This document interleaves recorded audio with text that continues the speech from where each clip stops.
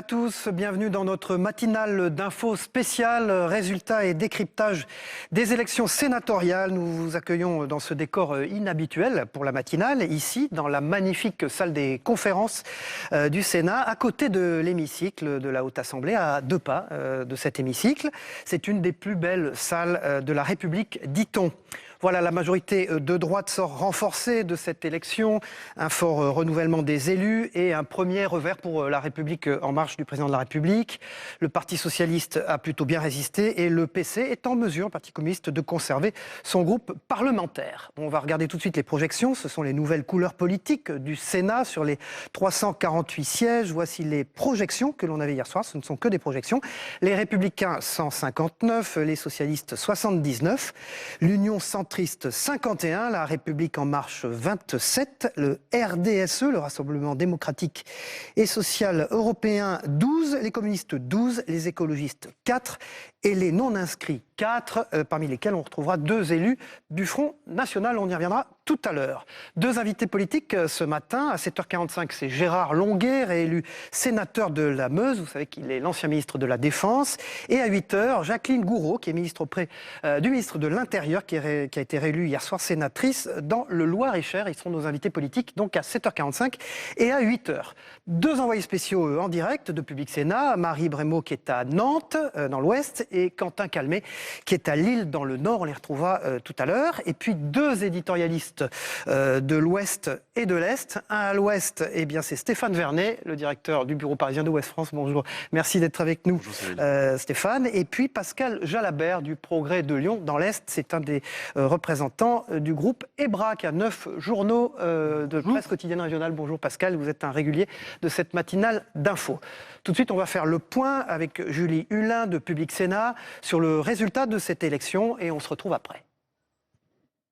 La République en marche ne sera pas la deuxième force politique du Sénat, comme l'espérait cet été François Patriat, le président du groupe. Depuis, il avait revu ses ambitions à la baisse pour tabler sur 20-30 sénateurs. Les résultats lui ont donné raison. Et alors que Gérard Larcher évoque la victoire d'un contre-pouvoir parlementaire... Ce n'est pas le rôle du Sénat d'être un contre-pouvoir. Le rôle du Sénat... Non mais, déjà, vous déchirez le contrat avec Gérard Larcher ce soir. Je ne partage pas cette idée d'un contre-pouvoir. Aujourd'hui, je crois que la France a besoin du maximum de force pour pouvoir se transformer et que l'idée d'un contre-pouvoir n'est pas vraiment très efficace pour l'avenir de notre pays aujourd'hui en ce qui me concerne.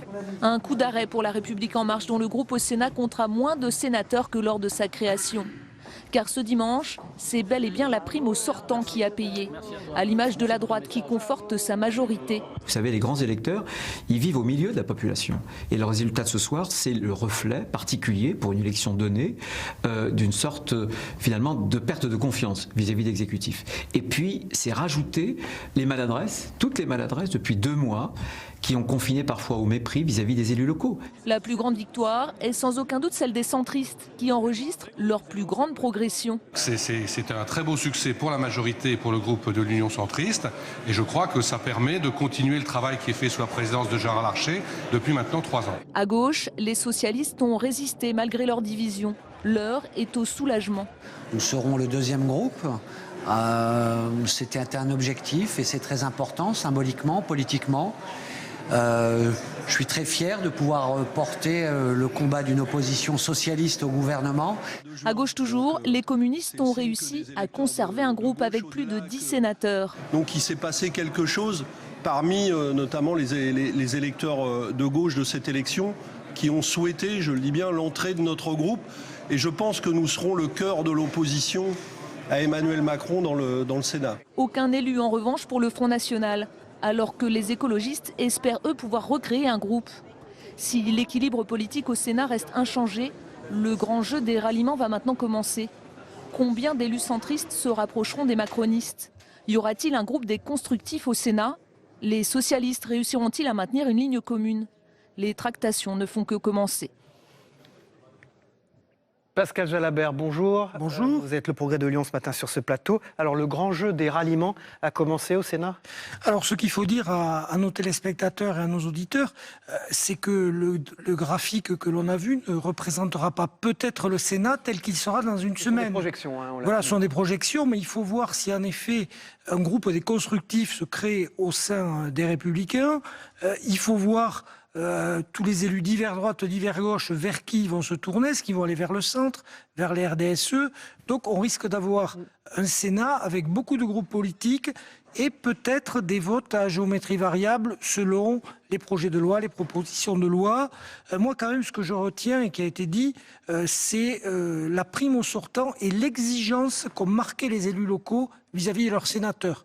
Donc tous les sénateurs qui ont été élus hier soir, ont une grande responsabilité vis-à-vis de ceux qui les ont portés à la Haute Assemblée. Ce jeu des ralliements, Stéphane Vernet, il peut modifier profondément la donne ou non ? Alors profondément, je sais pas, il faudra voir. Après, il va falloir compter au cas par cas. Il est là le problème, c'est que, comme ça a été très bien dit à l'instant, où vont aller certains socialistes ? Y aura-t-il un groupe constructif ou pas ? Comment vont se positionner les centristes ? Est-ce qu'ils vont former un vrai groupe uni ou est-ce qu'ils vont se désolidariser ? C'est vraiment très compliqué. Moi, je suis pas en capacité de faire cette mécanique ce matin. Il y a quand même un point intéressant, c'est que cette élection, c'est un revers, c'est une défaite quand même pour En Marche, qui attendait beaucoup plus. Du coup, ça peut avoir un impact sur le positionnement de certains sénateurs. Je pense à Fabienne Keller qui était sur ce plateau hier, qui disait que finalement, ce serait peut-être pas un groupe constructif, peut-être que ce serait la création d'une tendance au sein d'un groupe. Donc, on voit bien que, moi je pense vraiment que le revers de En Marche à cette élection, parce que c'en est un, peut calmer ou peut doucher certaines velléités d'indépendance. Pascal Jalabert, il y a une forme de prime au sortant dans cette élection, clairement. Très clairement, oui. On l'a surtout vu dans les départements où le vote s'effectuait au scrutin majoritaire, ce qui ne compte qu'un ou deux sénateurs.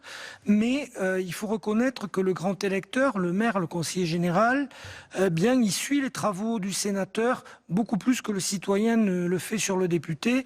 Donc du coup, les sénateurs qui ont travaillé, que ce soit sur leur territoire, qui ont défendu leur territoire, qui ont travaillé ici dans les rapports parlementaires, dans les propositions de loi, ils ont été reconduits. Ça n'a pas été le cas de tous les députés. Il y a beaucoup de députés très méritants qui ont été balayés parce que malheureusement, le citoyen, et là c'est un petit reproche qu'on peut quand même faire aux citoyens, ne regarde pas assez les travaux de ceux qu'ils élisent dans les parlements. Stéphane Vernet, il y a aussi les dissidents qui ont réussi à la fois à gauche et à droite, une sacrée percée. Alors moi honnêtement j'ai pas regardé, j'ai pas analysé, j'ai pas fait de statistiques sur la progression des femmes au Sénat. C'est vrai qu'il y avait 45% de candidates parmi les candidats cette année. C'est un record. Le problème c'est que la plupart des candidatures féminines n'étaient pas forcément placées en position d'éligibilité. Donc il faut voir à l'arrivée. Sur les dissidents, Pascal Jalabert, dans les Hauts-de-Seine notamment, c'est très marqué. Oui, alors sur les dissidents, il y a deux phénomènes qui sont produits. D'abord, certains qui n'avaient pas été réinvestis par le parti ont fait leur liste ou se sont présentés et ont réussi. Donc ça prouve bien que les partis n'ont plus la main. Ça, c'est le premier enseignement. Et le deuxième, c'est un peu l'effet inverse, notamment dans les Hauts-de-Seine, où... et l'effet renouvellement aussi où il a manqué d'effet renouvellement.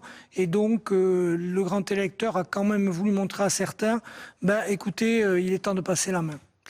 Très bien, on va tout de suite regarder maintenant avec Marie Brémaud qui est à Nantes. Bonjour Marie, j'espère que vous allez bien, je pense que la nuit a été courte.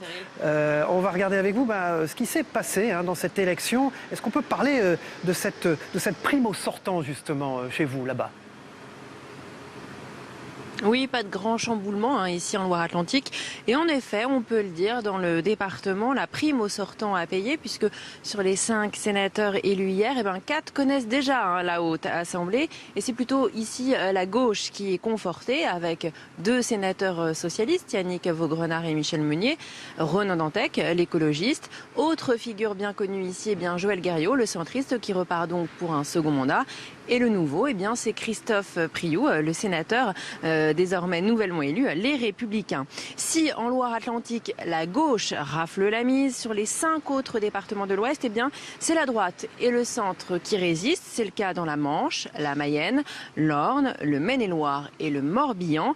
La droite et le centre remportent 13 sièges à pourvoir à l'Ouest contre 6 pour la gauche. Quant à la République en marche, bien dans l'Ouest, c'est une percée assez timide.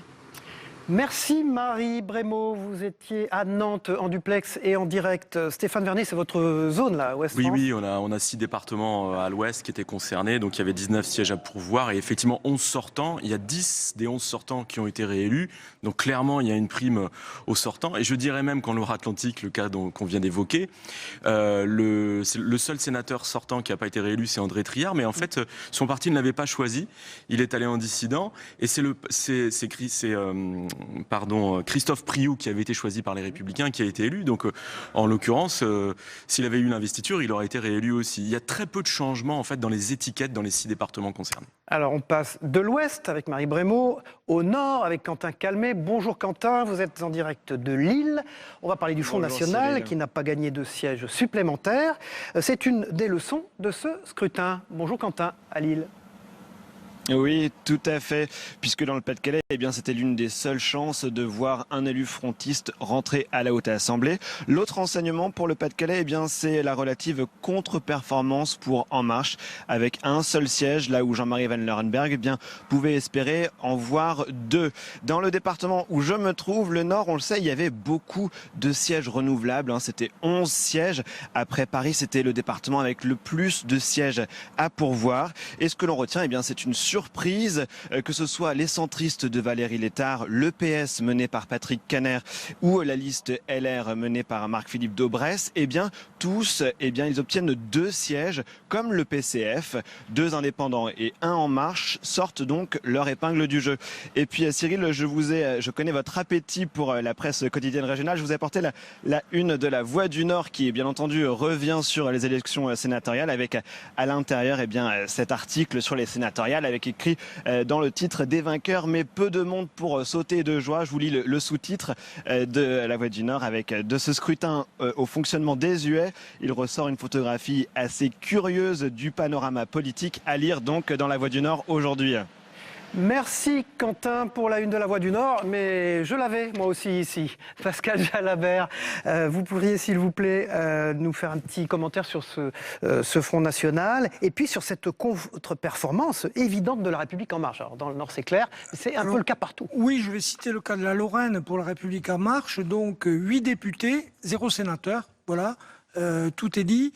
Donc dans un département comme la Meurthe-et-Moselle, avec Nancy qui a un profil pour voter La République En Marche, non.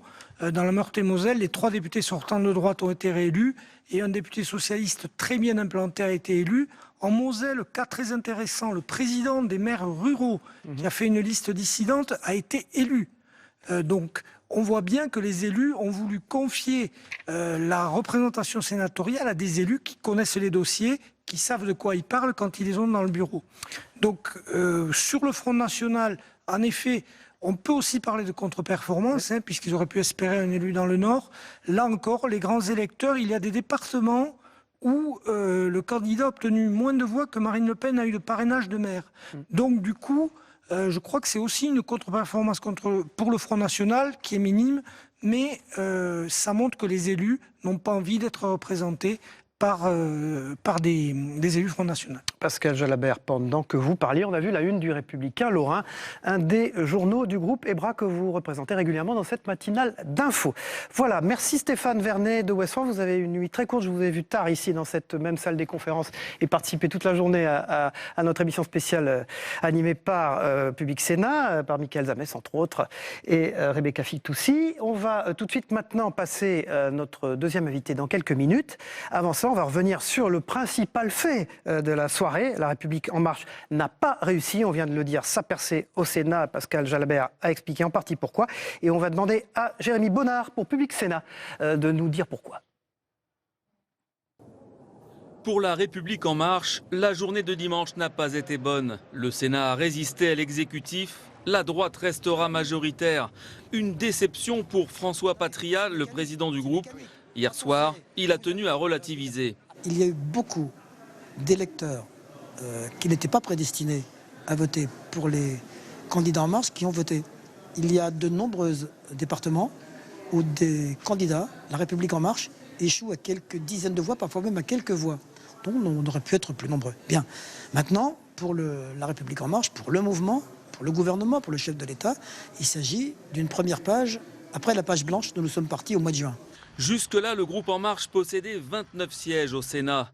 Il en espérait beaucoup plus après le scrutin, mais il va finalement en perdre, avec 25 sénateurs environ élus dimanche. Une claque électorale pour Emmanuel Macron, selon le président du groupe Les Républicains. Vous savez, les grands électeurs, ils vivent au milieu de la population. Et le résultat de ce soir, c'est le reflet particulier, pour une élection donnée, d'une sorte, finalement, de perte de confiance vis-à-vis de l'exécutif. 3 mois après la victoire écrasante des législatives et depuis l'annonce d'une baisse drastique sur les dotations auprès des collectivités locales, à hauteur de 13 milliards d'euros sur le quinquennat, le mode de scrutin indirect n'aura cette fois pas favorisé la formation du président Macron.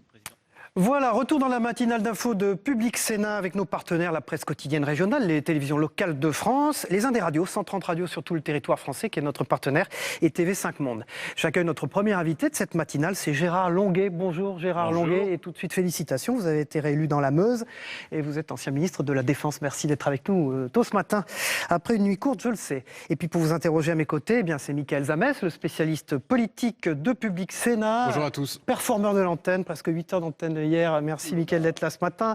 Et Zoé Cadio du Midi Libre et de l'Indépendant. Bonjour Zoé, bonjour. Merci d'être là ce matin. Gérard Longuet, le résultat de ces élections, est-ce que ça sonne un coup d'arrêt pour le président de la République au fond? C'est ça la question. Non, mais c'est la démonstration d'une faiblesse du président de la République. Il est en désaccord, il n'a pas su établir de lien avec les territoires de notre pays. Et mécaniquement, le Sénat est désigné par des grands électeurs qui eux-mêmes remontent au municipal de 2014. Ce sont des femmes et des hommes engagés qui n'ont pas considéré que les 3 mois de présidence d'Emmanuel Macron justifiaient qu'il change d'orientation politique. Au fond, il y a une déception des collectivités locales.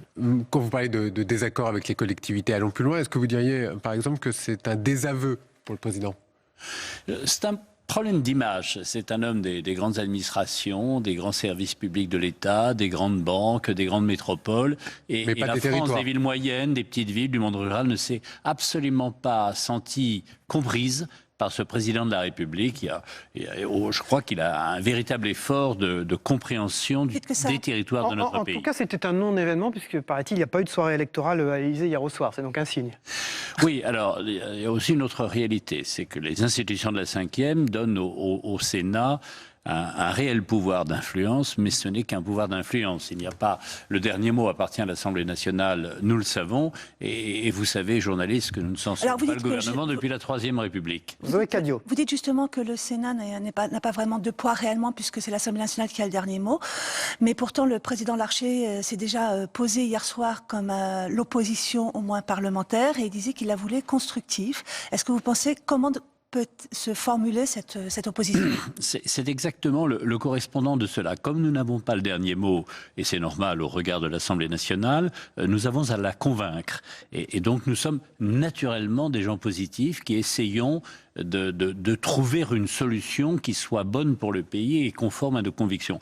Donc le Sénat est une véritable assemblée d'influence et qui a bien l'intention d'utiliser la liberté qui est la sienne pour peser dans la vie publique française. Est-ce que c'est là justement où va partir la contestation, au moins les réticences par rapport à une certaine ligne politique? Nous ne sommes pas un parti politique. Le Sénat est une assemblée, la diversité de ses membres, et ce que le président Larcher évoque, c'est une capacité à produire des initiatives, des amendements, des modifications pour que le pays se réforme. Nous ne sommes pas du tout dans le rôle qui peut être celui d'un secrétaire général de parti ou de syndicat qui est de fixer les choses. Nous sommes là pour faire fonctionner les institutions. On a bien l'intention de le faire sans abandonner nos convictions et à partir de notre pouvoir d'influence. Enfin, hier soir, dans le discours du président du Sénat, Gérard Larcher, on a bien entendu quand même qu'il exigeait du respect. Est-ce que vous estimez qu'Emmanuel Macron vous a manqué de respect? Je pense que c'est une question de génération. Oui, je pense qu'il n'a pas compris que la France était un système complexe et que des gens qui, comme nous, n'ont pas la volonté de détruire ou de défaire la loi, nous avons cependant la volonté d'être respectés parce que nous représentons des territoires. Et ce matin, vous demandez donc, du respect, mais est-ce que vous mettez quelque part un coup de pression sur le chef de l'État et sur le gouvernement? Oui, parce que je pense que le gouvernement ne s'adresse pas à la France tout entière, et la France que nous représentons, et qui est l'immense majorité des territoires et sans doute la majorité de la population, c'est une France moyenne, c'est une France qui n'est pas dans la capitale, c'est une France qui n'est pas dans les vraies 4-5 grandes métropoles françaises. Cette France a besoin d'être prise en considération et d'être associée à l'ensemble des efforts. Gérard, mais vous entendez depuis hier ce que l'on dit, c'est que finalement le Sénat, c'est le vieux monde qui a résisté. Est-ce que vous acceptez le fait d'être dans le vieux monde? C'est un monde solide qui résiste. C'est un monde solide qui vient de loin et qui ira loin. C'est-à-dire qu'il y a une nécessité quand même de poser les choses et que en même temps du président Macron n'a pas lieu d'être et que, d'une certaine manière, on retrouve les lignes politiques prenons un sujet de la 5e République. simple. Nous pensons, dans la majorité au Sénat, que les finances publiques de notre pays, les finances publiques, je dis bien, celles de l'État et celles des grands régimes sociaux, doivent être équilibrées. Jusqu'à présent, les seuls qui aient véritablement reçu des factures pour contribuer à cet équilibre, ce sont les collectivités locales. Et c'est en ce sens que Emmanuel Macron doit prendre ses responsabilités. Le président de la République a peut-être le droit de rappeler à l'ordre les uns et les autres. C'est maladroit quand il rappelle à l'ordre des bénévoles. C'est dans l'ADN du Sénat de défendre les territoires. Qu'il balaye devant sa porte, ce qu'il n'a pas encore fait jusqu'à présent. C'est dans l'ADN du Sénat de défendre. C'est dans l'ADN de défendre les territoires. Vous n'avez pas peur de vous enfermer dans l'unique défense des territoires en oubliant les grandes questions régaliennes, les questions de société? Je ne le pense pas, parce que il y a les territoires, il y a le moment, puisque nous l'avons vu, mais par exemple sur le régalien, puisque vous l'évoquez à cet instant, lorsque le gouvernement nous a présenté un texte sur l'état d'urgence, nous l'avons fait évoluer, mais nous ne l'avons pas rejeté, bien au contraire, parce qu'on sait bien que l'État doit faire face à ses responsabilités. Nous ne sommes pas là pour le paralyser, nous sommes là peut-être pour rappeler les principes de l'État de droit. C'est Gérard Longuet, ancien ministre de la Défense, réélu sénateur de la Meuse, qui est notre invité ce matin. Alors cette victoire acquise, est-ce que c'est une forme de, est-ce que ça peut être perçu comme une forme de revanche des territoires contre le pouvoir en place ou pas? C'est un rappel à l'ordre, oui. C'est pas une revanche, c'est un rappel à l'ordre. La France, ce ne sont pas les limites du périphérique. C'est ce qu'on vous a dit dans la Meuse. Je suis intéressé par votre expérience personnelle. C'est exactement ça. Les gens ont eu le sentiment que trop souvent les pouvoirs publics ne s'intéressaient qu'à ce qui est à l'intérieur du périphérique et avec quelques incursions symboliques dans la banlieue parisienne, pas au-delà. Or, il y a un formidable réservoir, y compris pour les start-up, y compris pour les nouvelles technologies, y compris pour les entreprises d'avenir qui sont aussi parfois dans les chefs-lieux de canton ou dans des villes moyennes. Et ceux-là, ces responsables qui les portent, ces élus locaux, ont eu le sentiment d'être considérés comme partie non importante. L'opposition exigeante, positive que vous voulez, est-ce que pour la réforme des institutions qui sont voulues par le président de la République, vous êtes prêt à tendre la main? Alors je pense notamment réduction du nombre de parlementaires, réforme du CSM, une dose de proportionnelle, vous êtes prêt jusqu'où? Il y a une vision d'ensemble. Moi, je considère que la France n'a pas su gérer le quinquennat. Et nous avons aujourd'hui une République qui est totalement présidentielle, qui est hyper présidentielle et qui est profondément déséquilibrée. Et cela explique le malaise. Parce que le président de la République, un immense respect pour l'homme à travers ses fonctions institutionnelles. Il faut quand même se souvenir que Emmanuel Macron, comme d'ailleurs François Hollande et comme d'ailleurs en son temps Nicolas Sarkozy, n'ont de véritable soutien que leurs électeurs du premier tour. Après, Emmanuel Macron est versé les 24% à 66%. Alors justement... Donc il y a un vrai problème constitutionnel.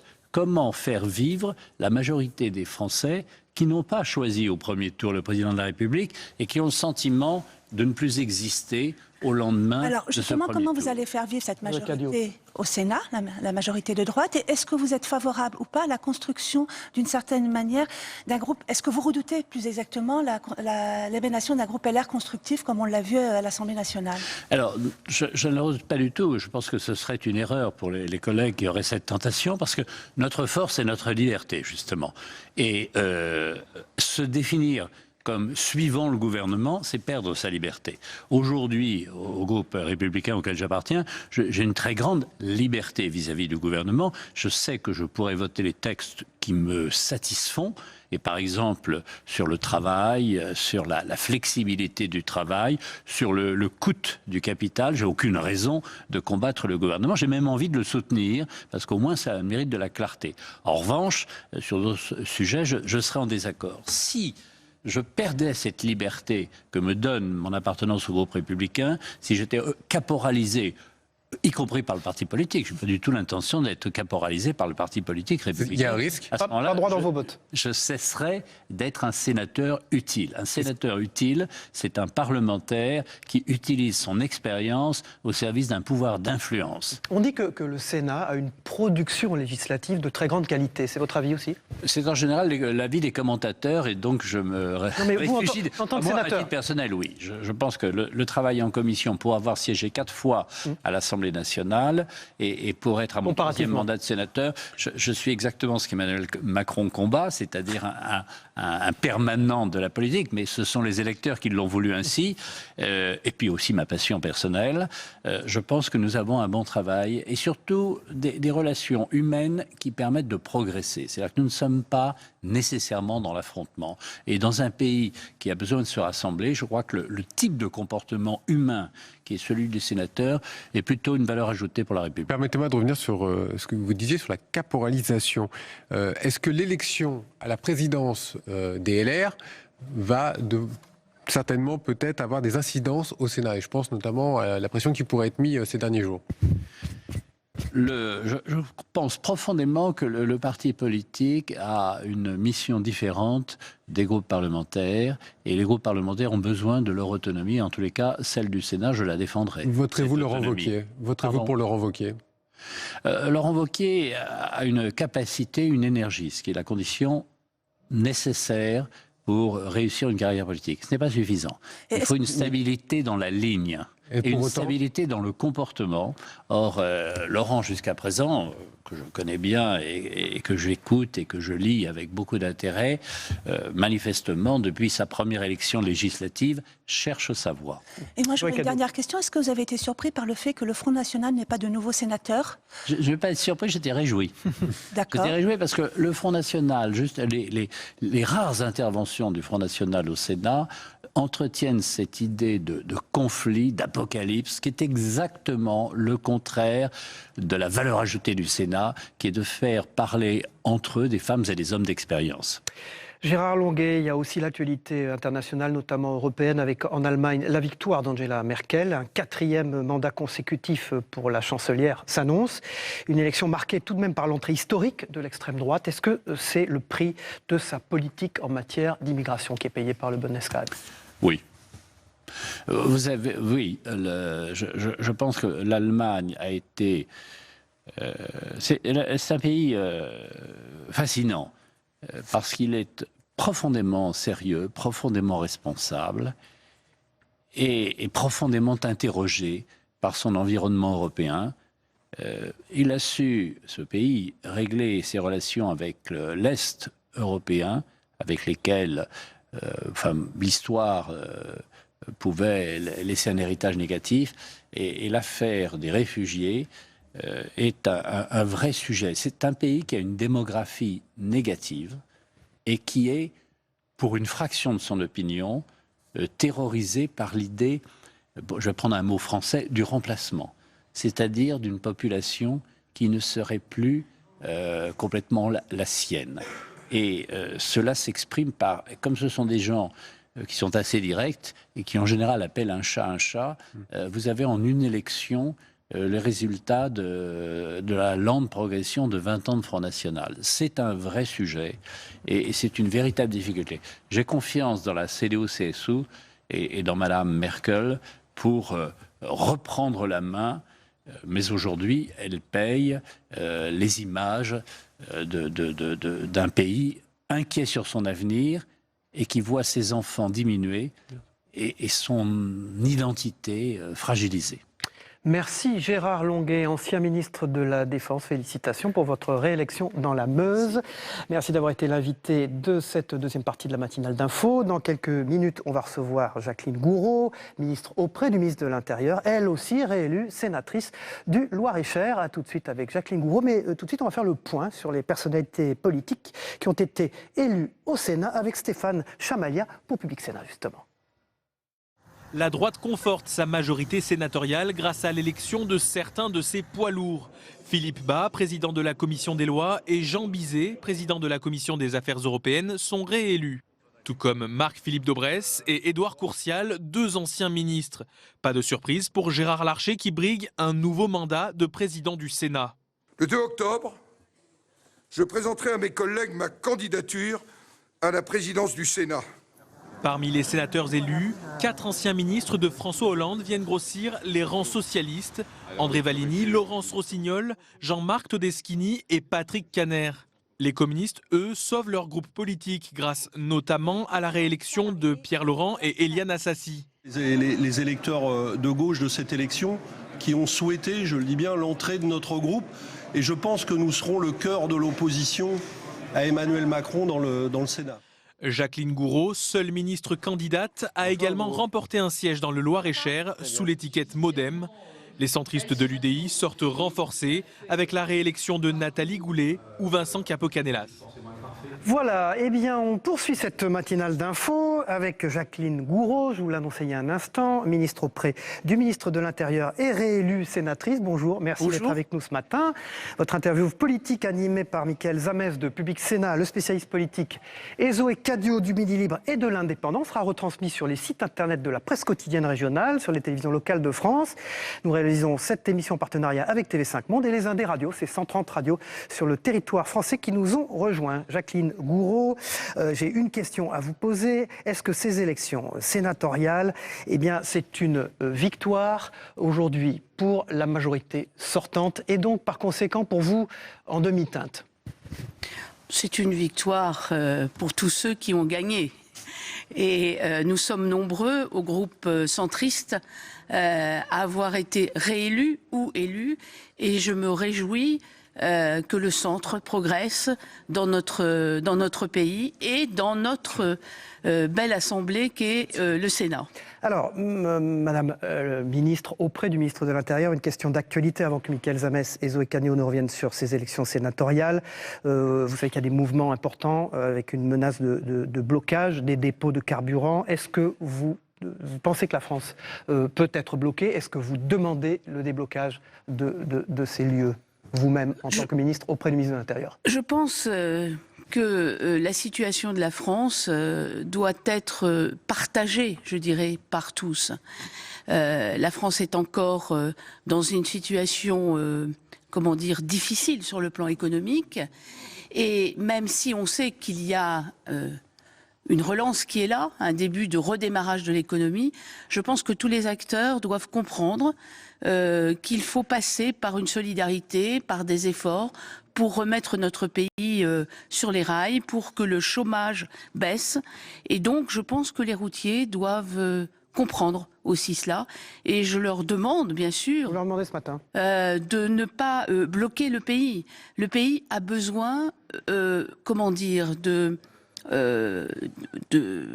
d'activité, le pays a besoin de se développer et il faut sortir, même s'il y a des sujets dont il faut parler avec le gouvernement, je comprends bien ça, mais il faut arrêter ces blocages systématiques qui font du mal d'abord aux Français et empêche le pays de se développer. Madame la ministre, dernier point, allez-vous demander donc aux forces de sécurité d'intervenir pour débloquer Je ne suis pas ministre de l'Intérieur, c'est le ministre de l'Intérieur. Vous êtes ministre auprès du ministre de l'Intérieur. Ça dépend du ministre de l'Intérieur. Je suis ministre auprès du Alors, ministre de l'Intérieur. Alors souhaiteriez-vous que les forces de l'ordre interviennent? Non, dire que les forces de l'ordre doivent intervenir, c'est une phrase qui est un peu, comment dire, directive et un peu trop cassante. Trop direct. Il faut que la France retrouve la sérénité qui doit être la sienne pour que nous sortions de cette situation difficile. Avant qu'on passe aux questions électorales et sénatoriales, vous avez des informations en tant que ministre auprès du ministre de l'Intérieur, comme Michaël Zamès l'a dit, sur l'état justement de ces blocages aujourd'hui ou pas? Non, je n'ai pas d'informations. Hier, c'était les élections sénatoriales. Vous êtes occupé je suis que de ça. arrivée ce matin pour votre émission. Je n'ai pas revu Gérard Collomb. Et donc, je n'ai pas d'informations précises. Alors, justement, on revient aux élections sénatoriales. Vous parliez d'activité et de mouvement.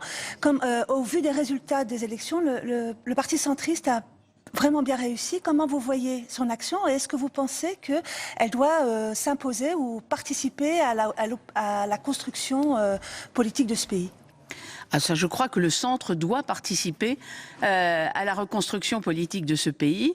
Nous avons voté avant la suspension de la session parlementaire. Nous avons voté au groupe centriste un vœu qui était celui d'être d'abord indépendant et deuxièmement qui était un vœu qui voulait être constructif, si je dirais, pour utiliser un mot qui est très utilisé, constructif vis-à-vis de la majorité et même pour la plupart des membres du groupe centriste dans la majorité. Donc c'est-à-dire que vous plaidez pour que la majorité présidentielle, j'entends bien. Donc c'est-à-dire que alors vous êtes tenté à ce que fait que certains sénateurs centristes rejoignent un groupe constructif de majorité présidentielle de La République En Marche au Sénat? Je ne sais pas comment va s'organiser encore la vie politique au Sénat. On entend beaucoup de bruit, on entend qu'il y aurait un groupe à partir des LR qui pourrait se construire, un groupe constructif. Il pourrait y avoir aussi un rassemblement des radicaux.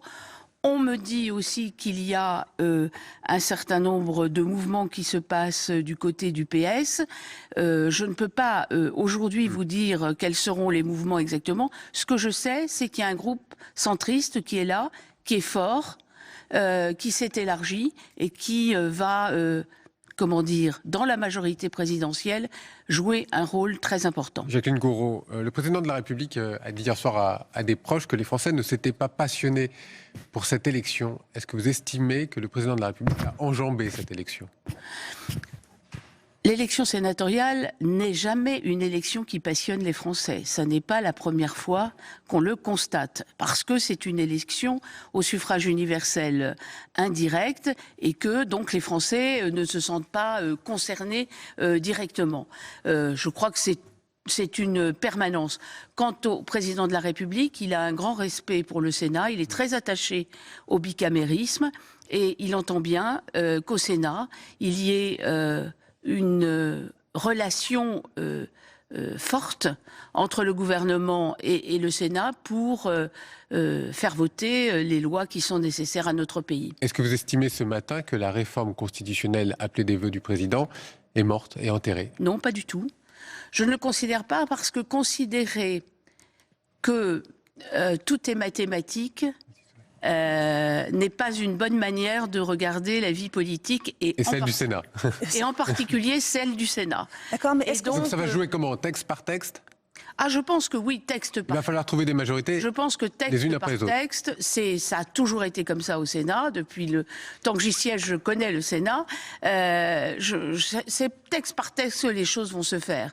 Et je pense que un certain nombre de parlementaires qui avaient dans leur groupe ou chez les candidats au présidentiel des idées partagées avec le président de la République actuelle, par exemple sur la diminution nécessaire du nombre de parlementaires, auront, l'honnêteté intellectuelle de toujours défendre les idées qu'ils défendaient pendant la campagne présidentielle. Alors justement, quand le président Larcher plaide pour une majorité exigeante et constructive, qu'est-ce que vous entendez derrière ces mots ? J'entends la capacité du Sénat à être pragmatique, ouvert, comme il l'a toujours été. Il y a un succès quand même mitigé, on est d'accord, pour La République En Marche. Est-ce que vous estimez que le gouvernement a gâché un petit peu ses chances dans cette élection après les annonces et cet été meurtrier, comme l'avait appelé François Baroin il y a quelques jours?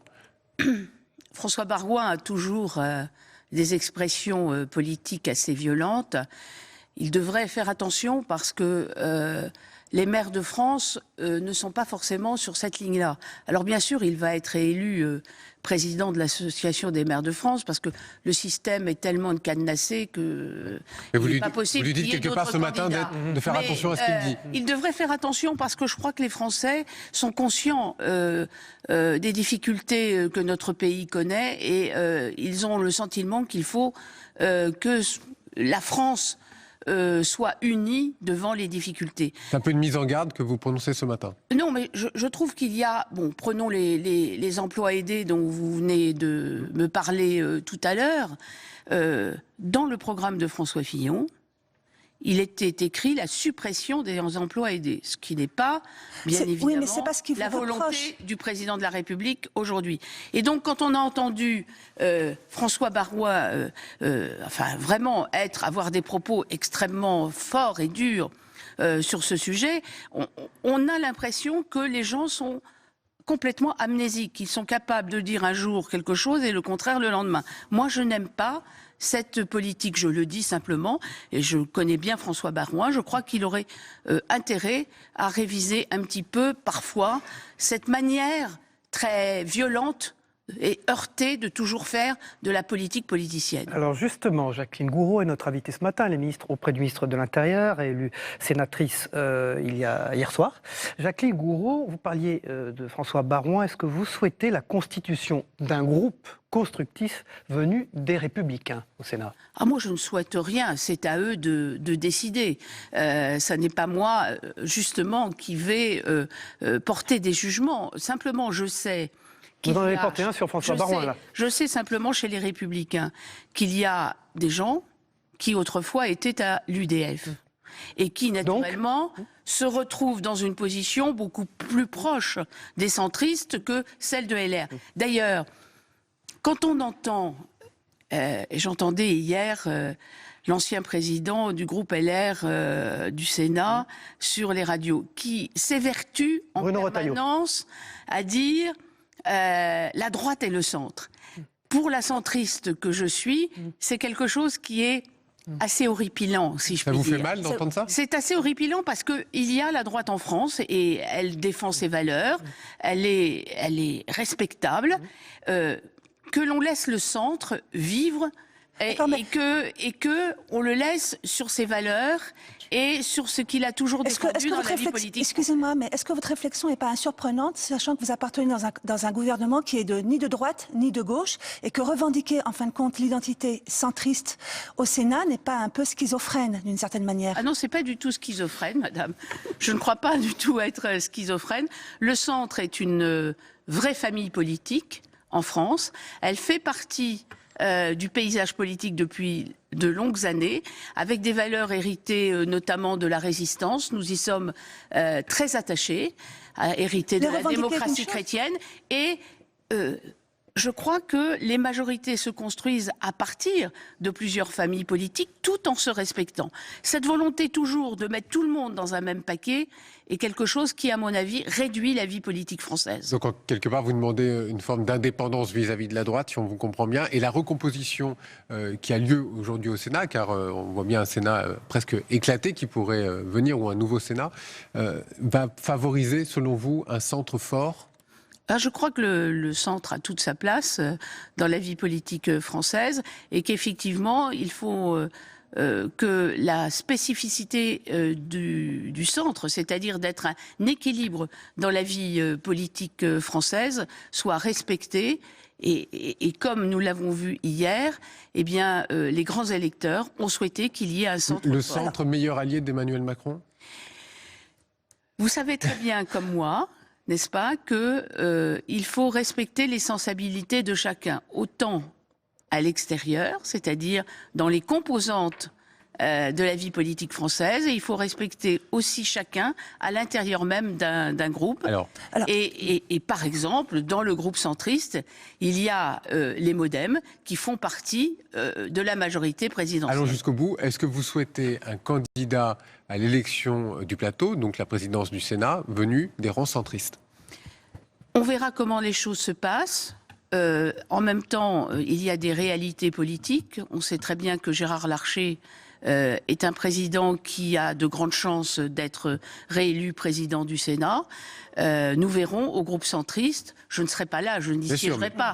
Mais on verra si il y a nécessité d'avoir un candidat ou pas. Naturellement, moi je suis toujours de celles qui pensent qu'il faut marquer notre identité. Alors justement, est-ce que le succès des centristes n'explique pas aussi la contre-performance de La République En Marche?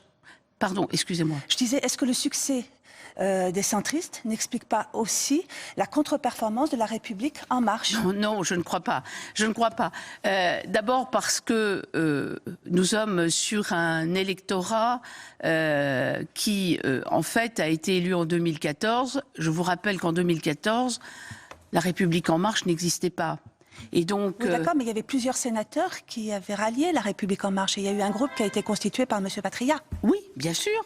Mais les élections qui ont eu lieu hier ont élu aussi des sénateurs En Marche, comme des sénateurs centristes. Je pense qu'il y a là un espoir pour que, comment dire, ce qu'a fait Emmanuel Macron, ce qu'il a réalisé dans la vie politique française, c'est-à-dire qu'on cesse ce clivage d'un camp contre l'autre, puisse continuer à se construire dans notre pays.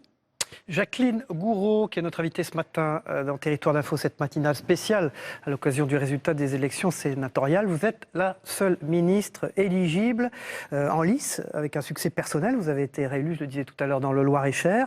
D'abord, est-ce que François Bayrou vous a téléphoné pour vous féliciter? Ah oui, bien sûr. Il m'a téléphoné d'abord pour savoir les résultats très rapidement, oui, avant même que ce soit terminé. C'est un succès personnel pour vous?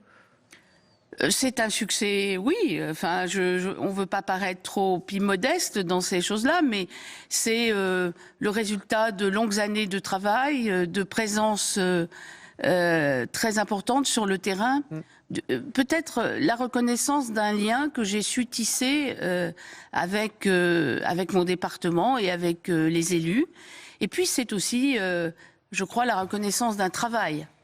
Parce que je le dis toujours, être parlementaire, c'est trouver l'équilibre entre ce que vous faites dans votre assemblée, en l'occurrence le Sénat, et le travail de terrain. Je crois que c'est quelque chose de très important. Il faut marcher sur ses deux jambes. Et je suis très heureuse, effectivement, que les Loir-et-Chériens, les grands électeurs loir-et-chériens aient reconnu à la fois mon travail et me reconnaissent comme un des leurs. Et je suis contente aussi pour le gouvernement, puisque j'étais la seule candidate tant que ministre. C'était un peu une lourde responsabilité qui pesait sur mes épaules, et donc je suis contente aussi pour le gouvernement. Vous voulez dire que vous auriez été battue, vous n'auriez plus été au gouvernement, c'est ça? En tout cas, moi, j'aurais donné ma démission, bien évidemment. Merci Jacqueline Gouraud. Vous êtes donc toujours ministre auprès du ministre de l'Intérieur et vous avez été réélue sénatrice hier au soir. Merci d'avoir été notre invitée dans le Loir-et-Cher. Voilà, tout de suite, on passe au débrief de vos propos dans un instant et la suite de cette matinale d'info.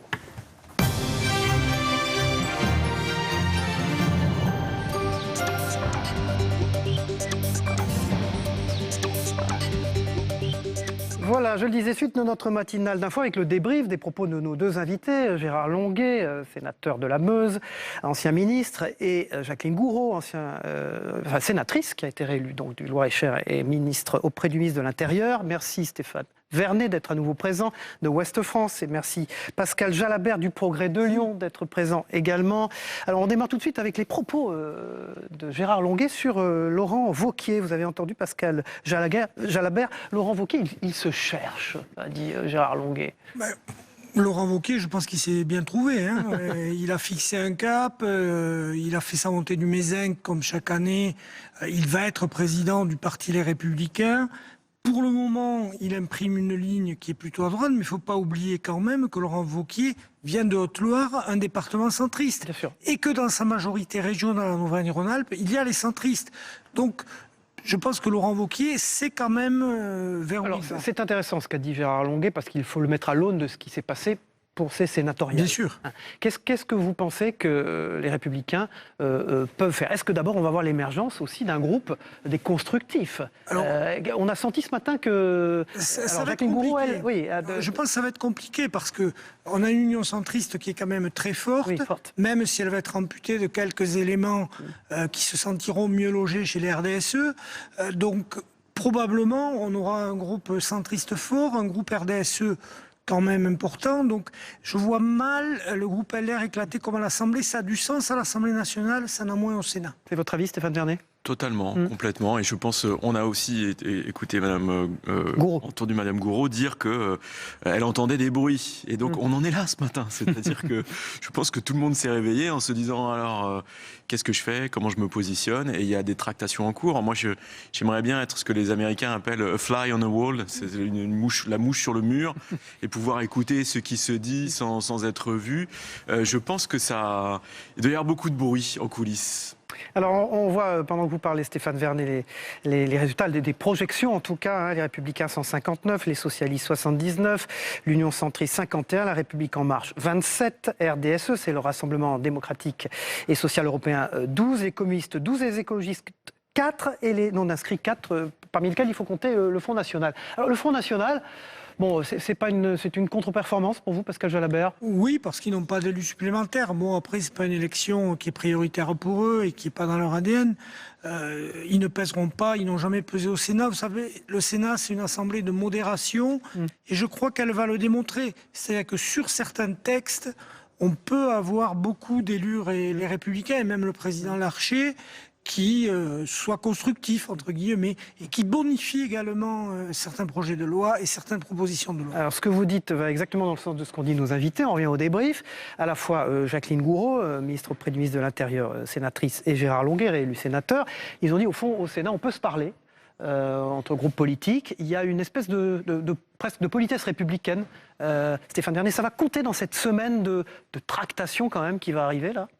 Cette possibilité de dialogue, en tout cas. Oui, je ne sais pas s'ils font preuve de politesse républicaine quand ils se parlent entre eux en coulisses. Ça, encore une fois, j'y suis pas. Mais ce qui est très vrai... La forme, en tout cas. Oui, alors ce qui est très vrai, c'est que l'Assemblée nationale, c'est un peu le lieu du spectacle, de l'invective, beaucoup, souvent. Ce qu'on ne retrouve pas du tout au Sénat, qui est beaucoup plus feutré, beaucoup plus constructif dans l'écoute et effectivement dans la façon d'aborder les dossiers. Moi, je voudrais quand même dire quelque chose qui me perturbe beaucoup, c'est que... vous avez interrogé Jacqueline Gouraud d'entrée en lui demandant quel était le regard qu'elle avait sur le résultat. Je pense que ce que vous attendiez, c'était une réponse sur la contre-performance d'En Marche, puisqu'elle est dans elle est dans le gouvernement, donc en tant que ministre. Mais elle n'est pas en marche, voilà. On rappelle. Sauf qu'elle n'est pas en marche et qu'elle vous répond que le centre a fait une belle performance et du coup elle se met dans le camp des gagnants. Je fais le parallèle avec ce qu'elle a dit ensuite. Les Français ne se passionnent pas pour l'élection sénatoriale. Mais reconnaissez que c'est juste incompréhensible. C'est pour ça. Non, voilà, il faut expliquer qu'elle est ministre du gouvernement, mais elle est au titre des centristes, d'une certaine manière. Mais alors dans les centristes, il y a l'UDI et les Modem. Et donc ils n'ont pas les mêmes positions non plus. Eh bien, vous me fournissez encore plus compliqué. Une transition parfaite pour Pascal Jalabert. Chez les Républicains, eh bien, il y a les Républicains, on va dire, à droite. Bruno Retailleau, qui est le président du groupe des Républicains au Sénat, a bien martelé ça hier soir sur les radios. Et puis, il y a ce que souhaite Jacqueline Gouraud, c'est-à-dire qu'un certain nombre de Républicains deviennent de plus en plus des constructifs et peut-être créer leur propre entité. Alors très clairement, chez les Républicains, il y a des personnalités assez clivantes. Bruno Retailleau, filoniste. C'est président du groupe. Voilà, président du groupe, très marqué à droite. Fabienne Keller, députée du Bas-Rhin, donc alsacienne, marquée plutôt centriste. Donc le grand écart va être compliqué. Mais au milieu, il y a des personnalités comme Gérard Larcher qui sont capables de faire la part des choses. Il faut voir quand même Bruno Retailleau, s'il veut rester président du groupe, il va falloir qu'il donne quand même quelques gages aux plus modérés de son groupe. Il ne pourra pas tenir un groupe qui soit dans l'opposition systématique. D'ailleurs, le Sénat ne l'a pas toujours été. Alors certes, sur les grands projets de loi, chacun rentre un peu dans son camp. Mais globalement, on ne pourra pas avoir un Sénat monolithique qui vote contre tous les projets de loi du gouvernement. Ça, c'est pas possible. D'abord, ce n'est pas l'ADN du Sénat. Donc, du coup, ça n'arrivera pas. Alors, une élection importante aussi à la suite de ça, ça va être l'élection du président du Sénat. On rappelle qu'il est le 2e ou 3e, une petite controverse, personnage de l'État. Alors, Gérard Larcher a toutes ses chances, Jacqueline Gourault l'a reconnu ce matin, mais elle a dit également qu'elle souhaitait peut-être qu'un candidat issu de son rang marque le coup, quoi, soit président pour qu'on regarde un peu l'état des forces, c'est ça, chez les centristes? Oui, alors bon, après ce serait peut-être plus pour la galerie, parce que ça peut gêner Gérard Larcher, ça, c'est ça ma question.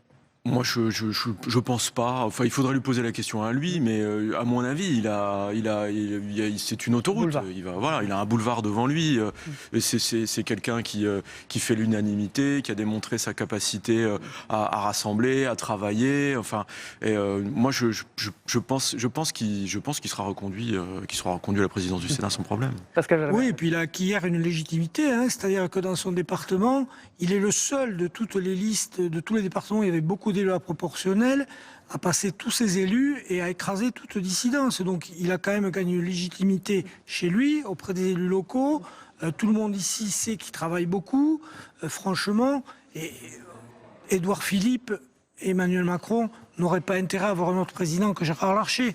Donc franchement, il n'y a pas de suspense. Est-ce qu'il aura de l'influence, Gérard Larcher, sur ce qui va se passer chez les Républicains? Parce qu'il est en même temps obligé d'être, j'allais dire, un peu neutre, c'est-à-dire de composer avec tout le monde, comme président du Sénat. Il faut quand même rappeler que Gérard Larcher et Bernard Accoyer étaient allés voir François Fillon quelques jours avant pour lui dire ce n'est pas raisonnable que tu maintiennes ta candidature. J'emploie volontiers le tutoiement, non. Ce sont des élus qui savent ce qui remonte du terrain, qui savent ce qui remonte des élus locaux. Donc du coup, je pense que le gouvernement aurait tort de ne pas s'appuyer sur Gérard Larcher. C'est-à-dire que quand Gérard Larcher signale quelque chose au président de la République, que ce soit à l'époque de Nicolas Sarkozy, il n'avait pas ménagé Nicolas Sarkozy, à l'époque de François Hollande ou maintenant, c'est pas Gérard Larcher qui parle, c'est qu'il est le porte-parole d'élus locaux et de personnalités qui font remarquer qu'il y a quelque chose qui ne va pas. Merci beaucoup Pascal Jalabert d'avoir décrypté ces résultats et débriefé nos invités politiques Gérard Longuet et Jacqueline Gourault ce matin. Merci Stéphane Vernet de Ouest France d'avoir été aussi présent sur ce plateau. On revient avec vous après la revue de presse, enfin la revue de la une plutôt, de la presse quotidienne régionale qu'on va regarder tout de suite ensemble. On démarre tout de suite avec La Dépêche. Évidemment, ils consacrent tout ce qu'on a sélectionné ce matin, leur une, bien sûr à cette élection. Le Sénat, un vote dans la continuité à la une de La Dépêche. La majorité de droite sort renforcée, le PS maintient ses positions et le PCF conserve son groupe. Déception par contre pour La République En Marche qui perd du terrain, c'est ce qu'on a vu ce matin. Pour l'indépendance et élections sénatoriales, les Pyrénées-Orientales à droite toutes, c'est les deux candidats LR qui siégeront au Palais du Luxembourg. La gauche est totalement balayée. Pour l'Éclair, c'est également un rééquilibrage au centre et à la droite pour les sénatoriales, avec dans les Pyrénées-Atlantiques Max Brisson qui est élu, Frédéric Espagnac est reconduite et Denise Saint-Pérafle, le troisième fauteuil est chaud pour elle dans l'Éclair aujourd'hui. Pour La République des Pyrénées, c'est le Sénat, les deux pour le PRG et le PS. Et on voit ces deux femmes à la une de La République des Pyrénées aujourd'hui. Pour la presse de la Manche qui arrive, ce sont les élections sénatoriales. Voilà, nos trois élus manchois. Hier, ces élections n'ont pas bouleversé l'équilibre politique dans la Manche. Les Républicains conservent 2 sièges avec la réélection de Philippe Bas, une personnalité importante ici au Sénat, vous le savez, et de Jean Bizet. Et le Parti socialiste garde son fauteuil dans le Nord-Cotentin avec l'élection de Jean-Michel Houillegat pour remplacer Jean-Pierre Godefroy. Jean-Michel Mag est battu de quelques voix seulement et ce sont ces 3 élus qui sont à la une de la presse de la Manche aujourd'hui. Pour La Nouvelle République, c'est le Loir-et-Cher. On a accueilli Jacqueline Gourault, eh bien elle est à la une de ce quotidien régional du Loir-et-Cher. Gourault est Janssens sénateur et c'est la ministre qui a été élue au premier tour des élections et Jean-Marie Janssens élu au second tour qui font la une de La Nouvelle République. Pour le Courrier de l'Ouest, Maine-et-Loire, la droite revient en force au Sénat à Angers. 4 sénateurs, dont 3 nouveaux, ont été élus hier en Maine-et-Loire. Emmanuel Campus, LR, LREM, Stéphane Piednoir, LR, et Catherine Deroche, LR, et Joël Bigot, PS. Voilà, c'est à la une du Courrier de l'Ouest. Enfin, pour La Montagne, c'est la droite. Et c'est une photo de Gérard Larcher en haut à gauche de La Montagne, ce qui conforte sa majorité au Sénat avec du renouvellement, revers pour LREM, le parti du président. C'était à la une de La Montagne. En gros, la presse quotidienne régionale, Pascal Jalabert, c'est aussi le cas de vos titres. On a tout à l'heure montré celle du Républicain Lorrain. Sénatorial, revers pour Macron. C'est ce que retiennent les observateurs politiques. Oui, c'est ce que nous avons tous écrit ce matin. Il y a quand même, parmi les grands enseignements de cette élection... On la voit pendant que vous parlez. Voilà, des élus locaux qui ont dit au président de la République, vous avez décidé des taxes d'habitation sans nous en parler, vous supprimez les emplois aidés de façon assez immédiate et brutale, les dotations, on nous a fait le coup 10 fois, on nous a dit qu'on compenserait, c'est jamais fait. Donc du coup, ils ont envoyé le message. Merci pour Ouest France, c'est pareil, on s'y attendait et vous avez décrit parfaitement ce matin ce qui s'est passé dans l'Ouest. Oui, et puis alors on s'attendait à ce que le résultat soit pas formidable, mais là il est vraiment mauvais. Il est mauvais et ça crée une dynamique négative, alors que dans l'inverse, dans le cas inverse, il aurait pu constituer une dynamique positive et attirer des gens à lui, en fait. Merci Stéphane Vernet qui dirige donc nouvellement d'ailleurs le bureau parisien de Ouest France d'être sur ce plateau ce matin. Merci Pascal Jalabert pour le groupe EBRA. Cette matinale d'infos s'achève, on se retrouve demain matin et vous retrouverez l'intégralité des interviews politiques dans la presse quotidienne régionale et ses sites internet ce matin. Merci à tous et à demain.